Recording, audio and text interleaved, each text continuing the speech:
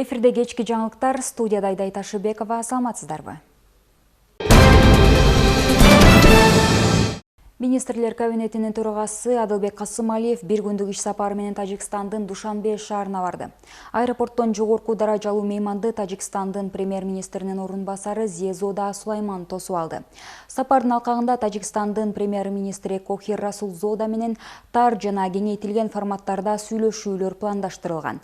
Жолугушуунун жүрүшүндө Кыргызстан менен Тажикстандын ортосундагы эки тараптуу мамилелерди чыңдоо, соода-экономикалык, энергетикалык, транспорттук жана маданий-гуманитардык тармактарды камтыган кызматташуунун келечектүү багыттарын кеңейтүүгө багытталган маселелер талкууланат. Мындан тышкары сапардын алкагында Тажикстандын гидроэнергетика тармагындагы тажрыйбасы менен таанышуу үчүн Рогун ГЭСине баруу каралган. Транспорт жана коммуникациялар министри Абсаттар Сыргабаев казакстандык кесиптеши Марат Карабаев менен онлайн кеңешме өткөрдү. Ведомстводан билдиришкендей, жыйында кыргыз-казак чек арасында жайгашкан өткөрмө бекеттердеги көпүрөлөрдү реконструкциялоо талкууланды. Мындан тышкары Камышановка Ак Суу өткөрмө бекетинин ишин жандандыруу маселеси каралып жатканы кошумчаланды. Биргелешкен жыйында жүргүзүлүп жаткан иш-чаралар Кыргызстан менен казакстандык транспорттук инфраструктура жаатындагы кызматташтыгын чыңоого, соода-экономикалык байланыштарды өнүктүрүүгө жана коңшулук мамилелерди бекемдөөгө чоң салым кошот деп белгиленди. Онлайн кеңешмеге министрлердин орун басарлары, эки өлкөнүн чек ара кызматынын жетекчилери катышты. Жыл аягына чейин өлкө аймагында 19 чакан ГЭС курулуп пайдаланууга берилет. Бул тууралуу Чакан ГЭС ачык акционердик коомунун башкы директорунун биринчи орун басары Таалайбек Мамбеталиев билдирди. Анын айтымында Лейлек районунда Лейлек ГЭСи, Кадамжай районунда Кожо Кайыр 0,3 мегаваттык ГЭСи, Алай районунда Алай 4,4 мегаваттык гидро ГЭСи, Каракулжа районунда Бугай ГЭСи жана Көндүк ГЭСи, Кара Суу районунда Адыл Уңгур 0,85 мегаваттык ГЭСи, Токтогул районунда Авлеттим ГЭСи жана Каражыгач ГЭСи, Бакай Ата районунда Ленинполь ГЭСи, Москва районунда Санарип, Ысык Ата районунда Ысык Ата 2 жана Аманат, Чүй районунда Шамшы, Кеңтөр, Карагай Булак 1 жана Карагай Булак 2, Сокулук районунда Сокулук 3, Туюк, Ак Суу районунда Бозучук ГЭСтери курулат. Баарынын жалпы кубаттуулугу 63,9 мегаватт болот. Бул электр энергиясын өндүрүүгө жакшы салым, деди ал. Милдеттүү медициналык камсыздандыруу фонду пландуу ооруканага жаткырууда кандай акысыз кызматтар көрсөтүлө турганы тууралуу маалымат берди. Ага ылайык пландуу ооруканага жаткыруу учурунда камсыздандырылган жарандар, анын ичинде милдеттүү медициналык камсыздандыруу боюнча камсыздандырылбаган, бирок белгиленген өлчөмдө кошумча төлөм жүргүзгөн жарандар кошумча төлөмсүз төмөнкү медициналык кызматтарды алууга укуктуу экенин эскертет. Текшерүү жана дарылоо, диагностика, жашоо үчүн маанилүү дары-дармек каражаттарынын тизмесинен дары-дармектерди берүү менен булчунга, венага ийне сайдыруу, медициналык буюмдарды колдонуу менен таңууларды жасоо, реабилитация жана физиотерапия кандай дары-дармектер акысыз берилерин кантип билсе болот. Стационардын ар бир бөлүмүндө көрүнүктүү жерде ошол күнгө акысыз дарылардын актуалдуу тизмеси жайгаштырылган. Эгер дайындалган дары бул тизмеде жок болсо, медициналык кызматкер бейтапка анын жеткиликтүү эместигин түшүндүрүүгө милдеттүү. Милдеттүү медициналык камсыздандыруу фонду бейтаптар өздөрүнүн укуктары жөнүндө маалымдуу болушуна чакырат жана зарыл болгон учурда дарылоочу дарыгерден же оорукананын администрациясынан маалыматты тактап алуулары керек. Кыргызстанда сасык тумоо жана КРВ менен ооругандардын саны азайды. Бул тууралуу Саламаттык сактоо министрлигинен билдиришти. Оорулардын алдын алуу жана мамлекеттик санитардык эпидемиологиялык көзөмөл департаментинин маалыматы боюнча 2025 жылдын 9-аптасында корч респиратордук вирустук инфекциялардын 9818 учуру жана сасык тумоонун 58 учуру катталып, 8 жумага салыштырмалуу 2,6%-га төмөндөдү. Ооругандардын 5,6%-ы ооруканага жаткырылган. Бишкек, Ош жана Токмок шаарларында катуу кармаган респиратордук инфекцияларга жана сасык тумоого окшош ооруларга көзөмөл жүргүзүү улантылууда. Бүгін УКМК төрағасы Камчыбек Ташиев муктаж болгон үй бүлөгө 1 бөлмөлүү батирдин ачкычын тапшырды. Буга чейин 2025 жылдын 17 февралында 1990 жылы туулган Махратбек кызы Канышай аттуу жаран УКМКнын төрагасы Камчыбек Ташиевке кайрылып, ал бала кезинен ден соолугунун мүмкүнчүлүгү чектелгенин, тагыраагы көзүнүн көрүүсү начар экенин, ажырашып кеткенин, 3 баланы жалгыз тарбиялап жатканын, ошондой эле улуу кызы да бала кезинен майып экенин, Бишкектеги угуусу начар жана кечирээк укпай калган балдардын мектеп-интернатында окуп жатканын билдирген. Учурда балдары менен убактылуу батирде жашап жатат. Махратбек кызынын туруктуу жумушу жок. Бирок кайрымдуу жарандар тарабынан үй бүлөсүн багууга, дарланууга, көмөктөшүү максатында кайрымдуулук уюмдарына кайрылып келишкен. Буга чейин алар турак жай маселесине байланыштуу да жардам сурап кайрылышкан. Бирок натыйжа болгон эмес. УКМК төрагасы Камчыбек Ташиев Махратбек кызынын муктаж үй бүлөсүнө батирдин ачкычын тапшырып, каалоо тилектерин айтты. Улуттук коопсуздук мамлекеттик комитети жүргүзгөн текшерүүнүн жыйынтыгында Чүй облусунун Кемин районунда мыйзамсыз менчиктештирилген Кыргыз химия металлургиялык комбинатынын 5-цехинин бир бөлүгү мамлекеттин менчигине кайтарылды. 2002 жылы аталган завод Талерсан ЖЧКсы тарабынан символикалык түрдө 100 сомго мыйзамсыз менчиктештирилген.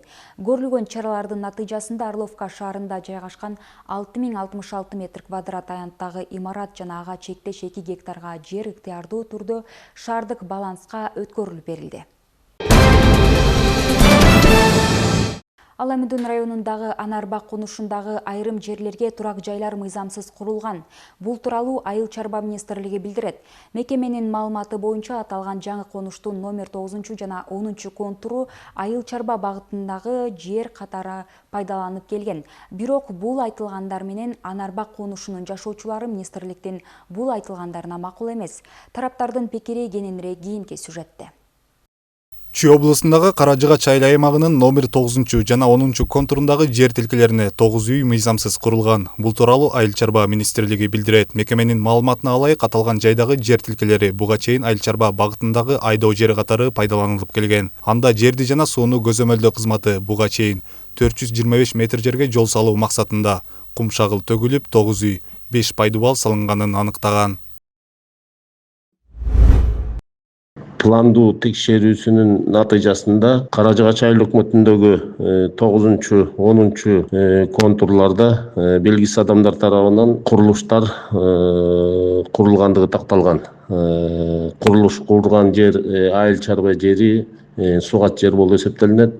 Ал жерде 5 фундамент, 9 үй, бир чарбалык курулуш жана шагыл төшөлүп 400 метрден ашык жерге шагыл төшөлүп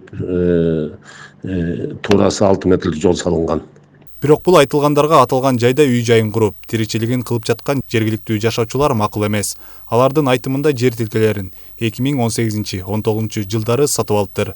Андан кийин бул конуштун бир нече жер участокторун мыйзамдаштырып, кызыл китепке ээ болуу үчүн тиешелүү жактарга кайрылган. Бирок аталган конуштагы 9 турак жайы дагы деле талаш пикир жаратып келет.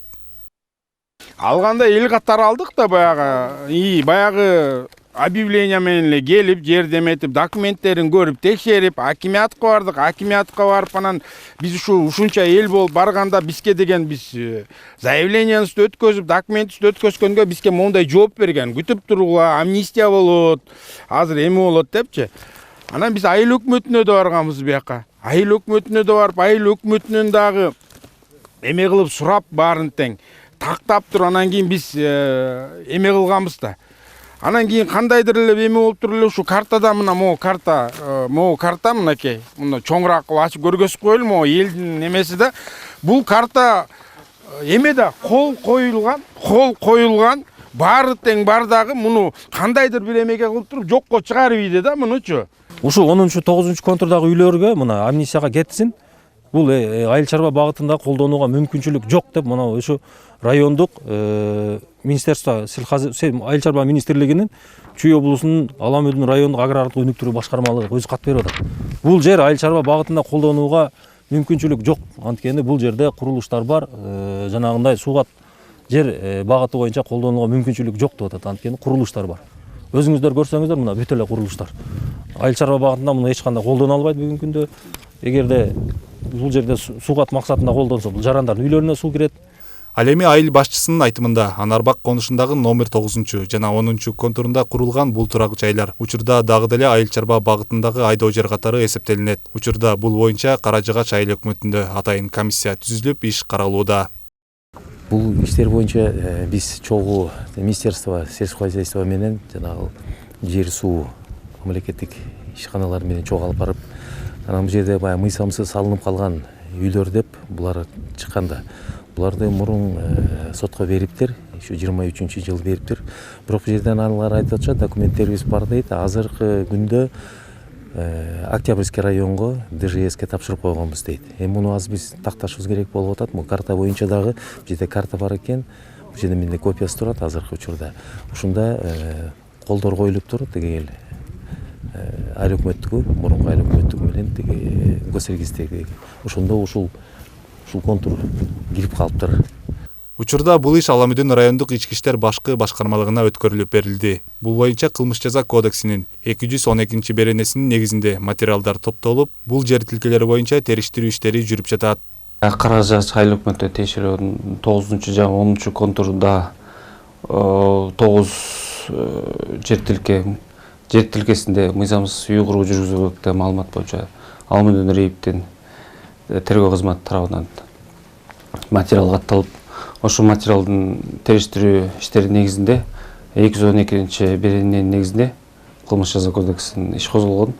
Азыркы учурда толук кандуу териштирүү иштери жүргүзүлүп атат. Ошол мыйзамсызбы, мыйзамдуубу, ошонусун биз териштирүү иштери жүргүзүп атабыз. Учурда Анарбак жаңы конушунда жалпысынан 300гө жакын түтүн бар.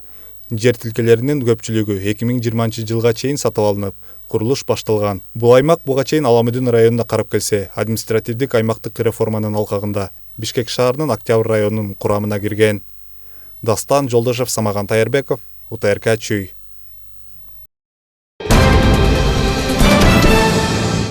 Айыл чарба тармагын өнүктүрүү аталган министрликтин приоритеттүү багыттарынын бири. Бүгүн суу ресурстары, айыл чарба жана кайра иштетүү өнөр жайы министрлигинин 2024-жылы аткарган иштери боюнча коллегиясы болуп өттү. Иш чарада министрликтин өзүнө тийиштүү түрдүү багыттагы алып барып жаткан иштери боюнча отчет угулуп, муну менен катар алдыдагы пландары боюнча да айтылды. Алсак иш чарада ирригация тармагын өнүктүрүү, калктуу конуштарды таза суу менен камсыздоо, кайра иштетүү, өнөр жай, азык-түлүк коопсуздугу, экспорт боюнча 5 багыт каралды. 9 социалдык мааниге ээ азыктын алтоосу менен жылдык жыйынтыгы менен толук көзүдө алтоо менен камсыз кылдык. Ошондой эле биз жанакы дагы кошумча айта кетчү маалымат, бүгүнкү күндө биз бардыгы менен биздин мамлекетибиз боюнча азык-түлүк коопсуздугу туруштуу, эч кандай шектик абал жок. Бул картошка боюнча дагы, эт боюнча дагы. Картошка боюнча биздин бүгүнкү күндө калдыктар 25-жылдын жаңы түшүмүнө чейин жеткиликтүү. Эт боюнча да 1 жылдык жеткиликтүү биздин көлөмүбүз бар. Ала тоо айымдары коомдук экологиялык кыймылы өзүнүн 15 жылдык мааракесин белгиледи.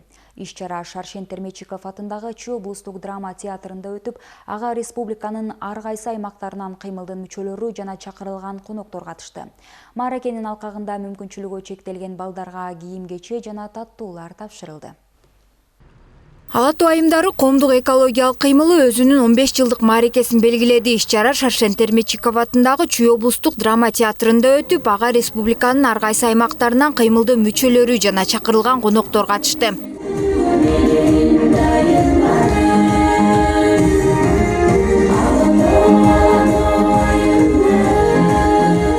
15 жыл ичинде ала тоо айымдары кыймылы экологиялык маданиятты өнүктүрүүгө жана улуттук салттарды сактоого чоң салым кошуп келет. Жалпы максат үчүн бириккен айымдар коомдун негизи болгон баалуулуктарды жаш муундарга өткөрүп берип келе жатышат. Иш чарага келген Кыргыз Республикасынын мамлекеттик катчысы Сүйүнбек Касманбетов өлкө турмушундагы энелердин, аялдардын орду, алардын туруктуу өнүгүүгө жана улуттук мурасты сактоого кошкон салымы тууралуу айтты. 2 кылым мурда ушул эле чоң кеминде Шабдан Баатырдын көчү чоң кеминди көрөй көчүп калды дейт.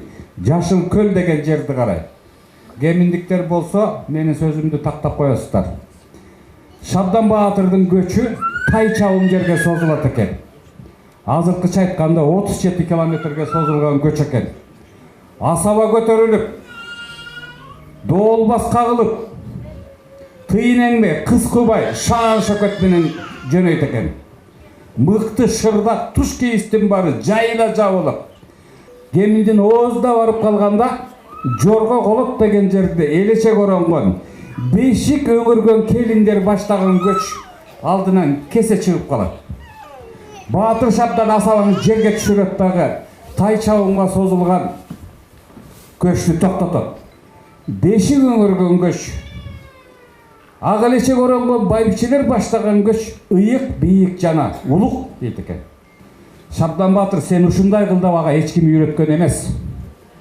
Атасынын каны, энесинин сүтү менен келген нарк.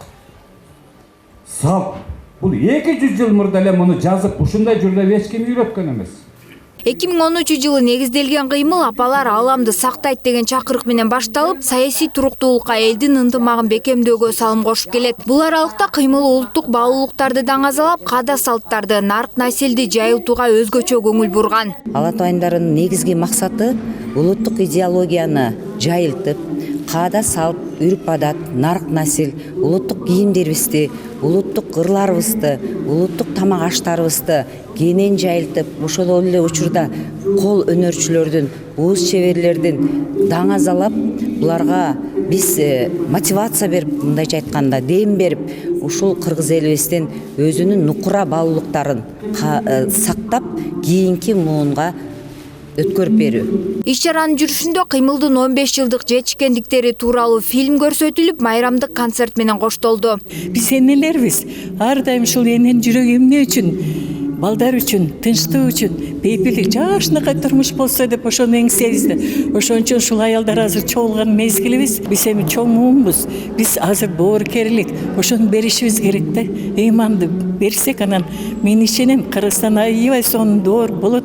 Ушул биздин жаштар азыр күчтүү, прогрессивдүү ушундай инсандар чыкса экен деп ишенем ошого. Иш-чарага мүмкүнчүлүгү чектелген балдар ата-энелери менен кошо чакырылган. Ала тоо айымдары кыймылы бир топ жылдан бери өлкө аймагындагы майып балдарга жардам берип келет. Бүгүн да маарекенин алкагында аларга кийим-кече жана таттуулар тапшырылды. Кыймылдын мүчөлөрү мындан ары да өлкөдөгү ар кандай көйгөйлөргө жана улуттук наркка арналган иш-чараларды улантаарын белгиледи. Назира Бегалиева, Кудрат Ташмурзаев, УТРК, Бишкек шаары. Бүгүн Бишкекте маданий жана туризм тармагында мыкты туристтик продуктыларды сунуштаган ишкерлер жана кол өнөрчүлөр сыйланышат.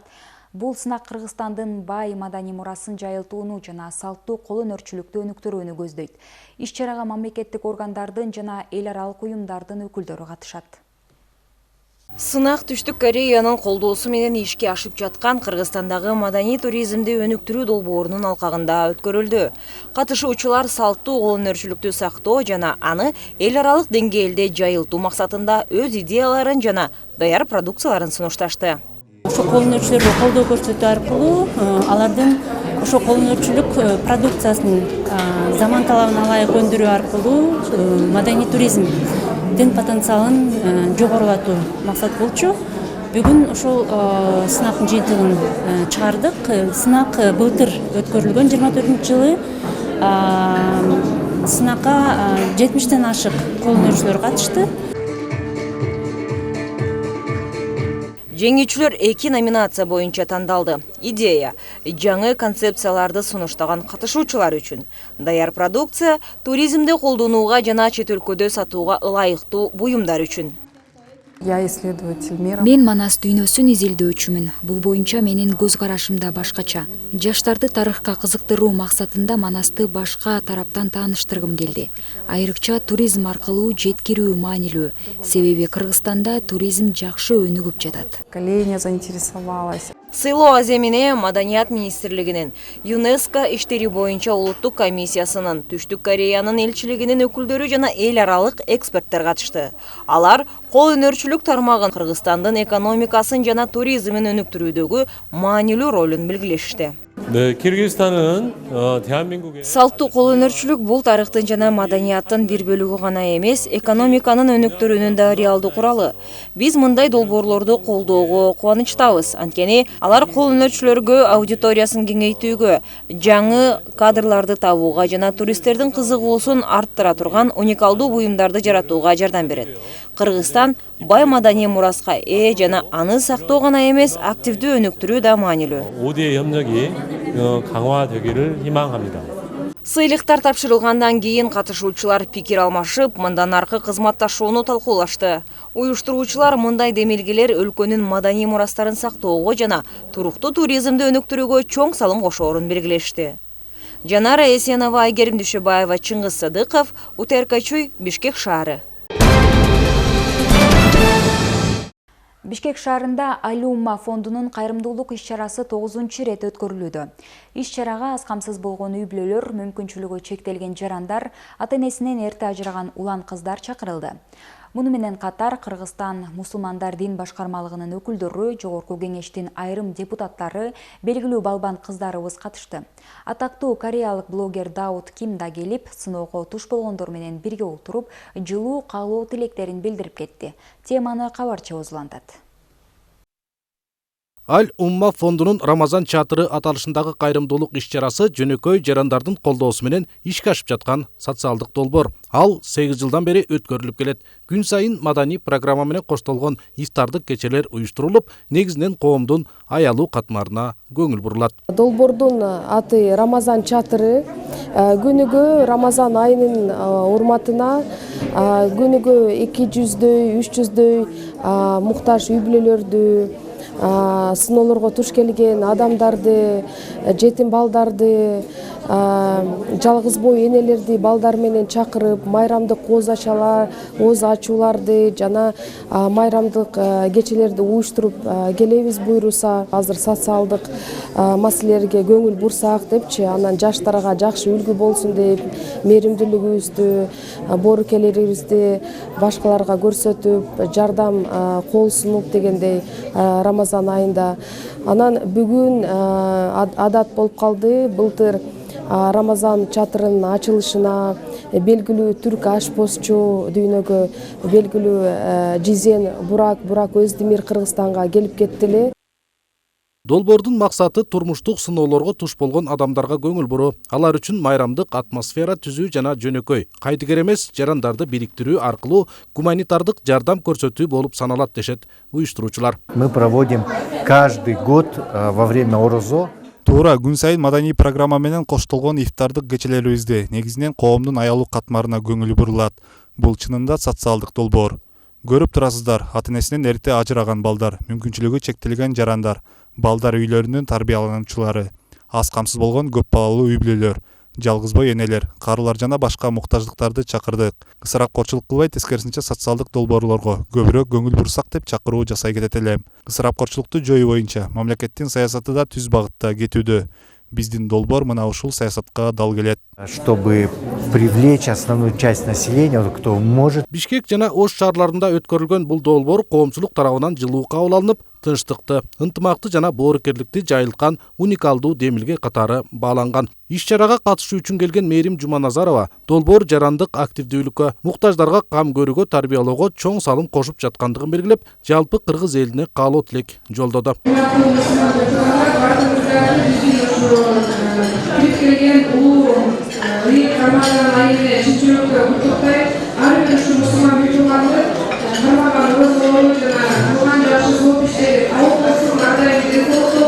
Рамазан чатыры ыйык Рамазан айы бою иштеп, 5000ден ашуун конокту кабыл алат. Бул ирет конок катары Түштүк Кореядан келген дүйнөгө белгилүү блогер, медиа инсан жана кайрымдуулук ишмер Даут Ким да катышты. Анын колдоосу долбоорго өзгөчө боек кошто. Айтмакчы, анын 5 миллиондон ашуун аудиториясы бар жана аны менен жолугушууну дүйнө жүзүндө миңдеген адамдар күтүп келишет.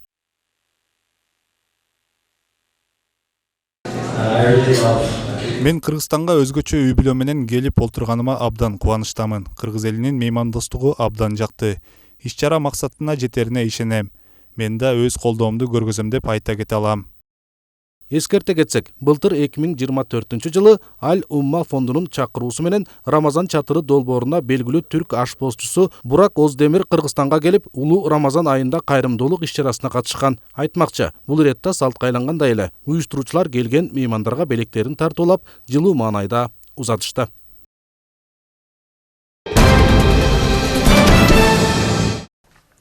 Ушуну менен бүгүнкү программабызды жыйынтыктайбыз. Бул жана башка маалыматтар менен биздин социалдык баракчалардан таанышсаңыздар болот. Алдыда бар айы тууралуу маалымат кечиңиздер көңүлдүү улансын.